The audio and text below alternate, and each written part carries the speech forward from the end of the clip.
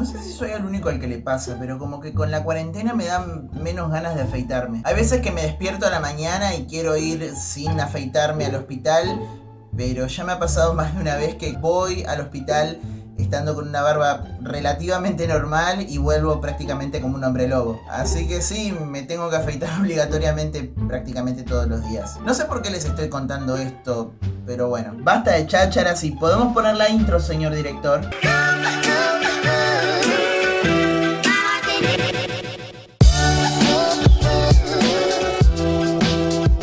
¿Qué tal, gente? ¿Cómo andan? ¿Todo bien? ¿Cómo llevan este tiempo de cuarentena?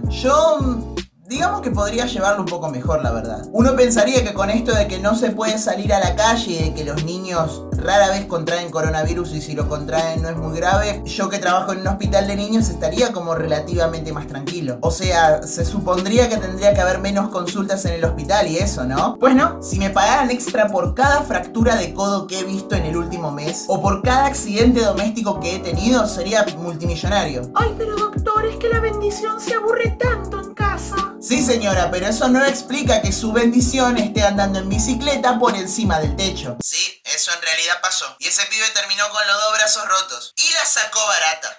El otro día, navegando por las aterradoras y turbulentas aguas de Facebook, me encontré con un post que me pareció sumamente interesante. Una página católica, que no voy a mencionar a los efectos de este video por múltiples razones. Creo que los que me siguen en Facebook ya se imaginan cuál es. Si no me siguen en Facebook, ¿qué están esperando? Acá está mi Facebook, vayan ahora mismo. Hizo una publicación de una hermosa custodia antigua. Como ustedes saben, yo tengo un largo historial de criticar custodias horribles. Y tenía pensado en el futuro armar un video sobre custodias hermosas, lindas, históricas, etc. Pero nunca encontré la oportunidad porque me cuesta encontrar cosas muy lindas cuando es muy fácil encontrar cosas muy horribles. En fin, esta página publicó una custodia sumamente hermosa, llena de detalles, tallada en oro, con muchas piedras preciosas, algo sumamente barroco, una obra maestra. Y para quien me conoce, algo de mi gusto verdaderamente. Pero como siempre, de hasta debajo de las piedras empezó a salir gente que decía: ay, pero Jesús era pobre, ¿para qué tanto oro? Ay, pero con ese dinero se podría haber comprado comida para darle de comer a los pobres. Ay, pero Jesús nació en un pesebre, era miserable. Y otras tantas semejantes. Uno leyendo pensaría, bueno, esto fue escrito evidentemente por gente que es enemiga de la iglesia. Los típicos que gritan y piden vender el oro del Vaticano. Que no sé a qué se refieren en realidad con eso, que pretenden que rompamos las esculturas del Vaticano, no sé, que vendamos el techo de la Capilla Sixtina, que le quitemos la lámina de oro a las partes de los techos. No sé exactamente qué es lo que quieren. Si tanto reclaman para vender esas obras de arte que están dentro del Vaticano, ¿por qué no vendemos la Mona Lisa? Seguramente que con eso se le podía dar de comer a la mitad de París. ¿O no?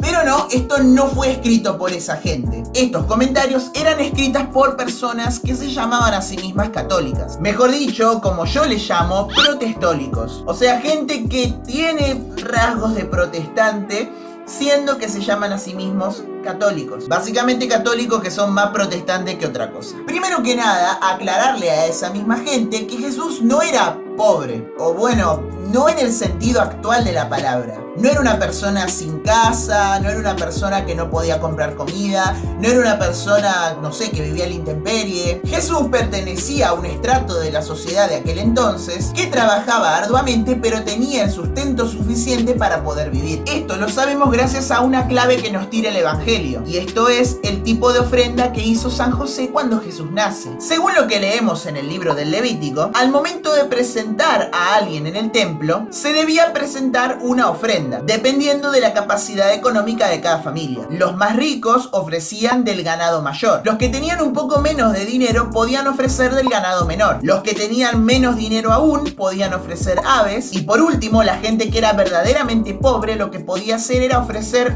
2 medidas de harina. El Evangelio de San Lucas nos dice que San José presentó 2 pichones de paloma. Por lo tanto, no estaban en el fondo del estrato social. Es decir, no eran técnicamente pobres como se le podría decir hoy en día. No tenían tanto dinero como para ofrecer el ganado menor tampoco. Por lo tanto, pertenecerían a una especie de clase media baja, si se quiere, de aquel tiempo. Eso si intentamos hacer un paralelo con la época actual. Ahora bien, aclarado todo esto, vamos a ir con la palabra que me vino a la mente cuando empecé a leer esto de darle el dinero a los pobres y toda esta perorata. Demagogia. La palabra demagogia proviene del griego demos hago, que se traduciría en algo así como conducir al pueblo. Es el uso de un discurso lleno de falsedades y halagos que son fáciles de decir y que agradan al oyente, para de esta manera ganarse el favor del oyente. Es una estrategia de manipulación que como objetivo final busca ganarse el favor de aquellas personas a quienes intentamos dirigir nuestro discurso, ya sea para obtener un beneficio económico o para proyectar sobre nosotros un aura de superioridad moral. Esto es a lo que en Argentina también se le suele llamar chicana. Es un argumento que es falso, pero es políticamente correcto. Por lo tanto, la gran mayoría de las personas no se atreverían a contradecirlo. Esta estrategia apela a las emociones, los prejuicios y los miedos. Por ello es que es tan efectivo. Sé que diciendo toda esta definición del libro parece mucho bla bla bla bla bla y tal vez no entendieron un pomo de lo que les estoy diciendo. Así que vamos a ir a algo más concreto, más fácil de entender, más fácil de leer, que es el Evangelio mismo. Si quieren pueden buscar sus Biblias, les doy un segundito para que lo hagan. ¿Está? Bueno, ¿listo?